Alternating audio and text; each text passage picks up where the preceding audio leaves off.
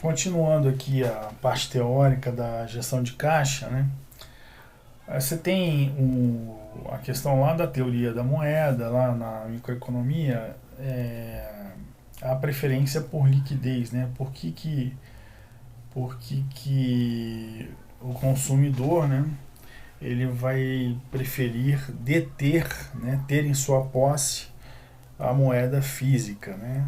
Três grandes motivos, né, que são debatidos aí há várias décadas na economia, que são o motivo especulação, o precaução e o transação. Vou começar pelo último, que é o mais tranquilo, que é o transação, né? As liquidações das obrigações, elas usam um denominador comum que a gente chama que é a moeda. Qual é a grande função da moeda?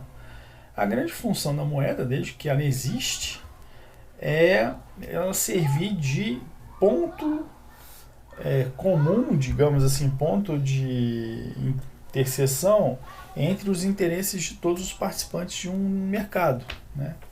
Você tem no mercado uma série de itens, de bens que são transacionados, que são negociados entre os participantes, e a melhor forma de você tornar esse mercado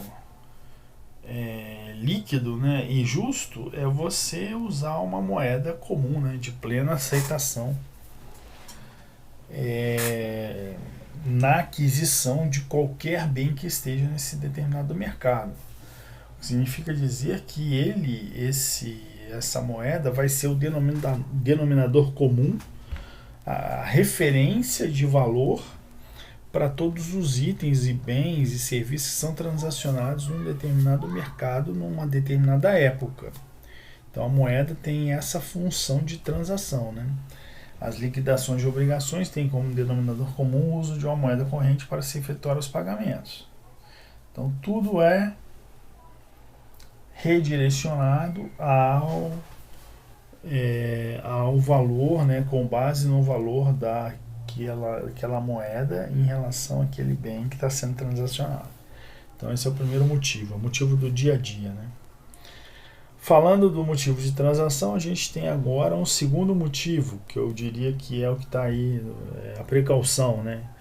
Ou seja, você tem o motivo transação, que é para você fazer cumprir as suas obrigações, né, os seus pagamentos todos os dias, motivo transação. Depois você tem a obrigação de manter, né, um colchão de liquidez para enfrentamento de crise no futuro. E isso inclui você guardar parte da moeda. Então isso é um motivo precaução, né? Fazer frente às necessidades de liquidez num futuro de enfrentamento de crise.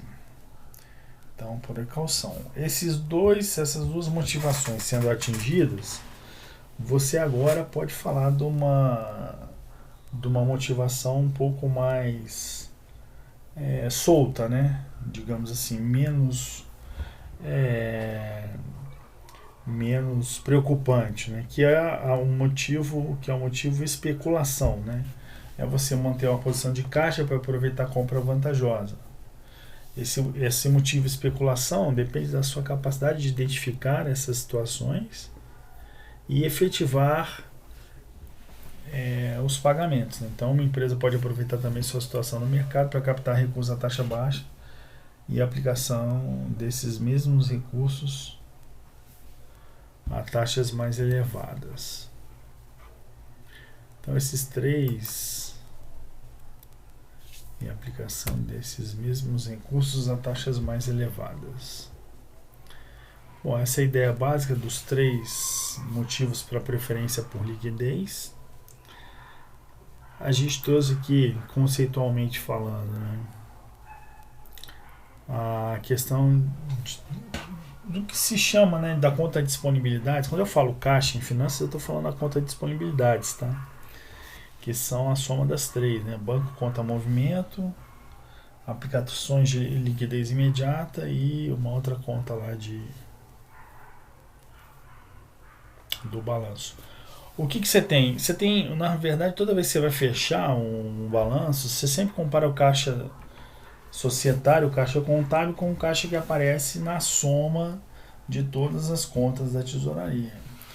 Existem diferenças temporais entre esses dois caixas que você realiza uma conciliação entre essas duas rubricas e chega à conclusão, por exemplo, que se o caixa da tesouraria está mais alto, significa que foram cheques ou recebimentos que você reconheceu em determinadas atividades.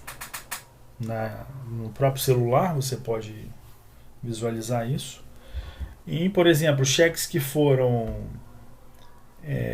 emitidos, só que ainda não foram compensados. Então o que eu vou fazer? Eu vou tirar um extrato lá do caixa da tesouraria e eu ainda não vou ver o cheque compensado, mas eles estão a compensar. Então eu posso já reconhecer uma redução na minha conta em relação ao valor desses cheques que foram emitidos, né? Então a diferença temporal entre o caixa tesouraria e o caixa contábil, ela é sanada mediante a atividade de conciliação bancária, né?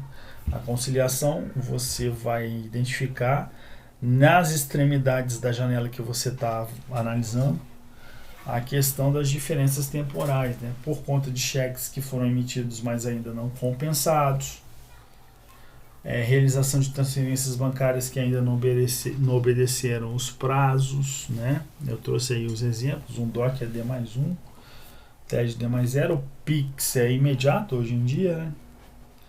E a questão dos cheques. A diferença temporal, né, de haver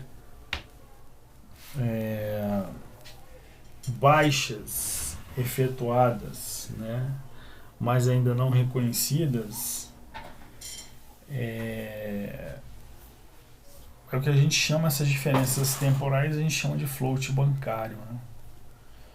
Se, por exemplo, você tinha uma situação de float, você tem uma situação de float bancário muito clara em empresas que têm uma base de clientes muito grande. Por exemplo, qualquer empresa de telecom que você pegar hoje, o cliente paga o boleto na rede bancária, vamos supor, no Banco do Brasil, e a empresa tem as contas estaduais nesses bancos, que a gente chama de contas arrecadadoras, tá? Nos termos de telefonia é assim.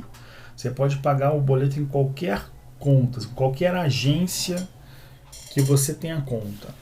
Naquele momento, o boleto leva um prazo, dependendo, pode levar até 2 ou 3 dias para ser para o seu valor, né, ser reconhecido no extrato bancário. Esse período de tempo a gente chama de float bancário. A gente não pode ser imaturo a ponto de acreditar que nesse float bancário o banqueiro não ganha dinheiro, mas ele ganha. Ele aplica até 100% do CDI dessa totalidade que lhe pertence. Aliás, dessa totalidade do float que não lhe pertence, ele ganha o 100% do CDI dele fazendo operações de 1 dia, de DI, de 2 dias. Ao final do tempo, ele vai lá e disponibiliza na conta da empresa de telefonia, obedecendo, sei lá, um float de 2 dias. Isso acontece muito. Então, você, como tesoureiro, como CFO, você pode negociar esse rebate, né? Dado que é uma remuneração sem risco, né, para o fornecedor do serviço. Bom, a questão do float bancário, ela é muito importante, que é o momento que você tem para até buscar remunerações maiores. Tá bom? Vamos segurar aqui para a gente continuar no outro vídeo.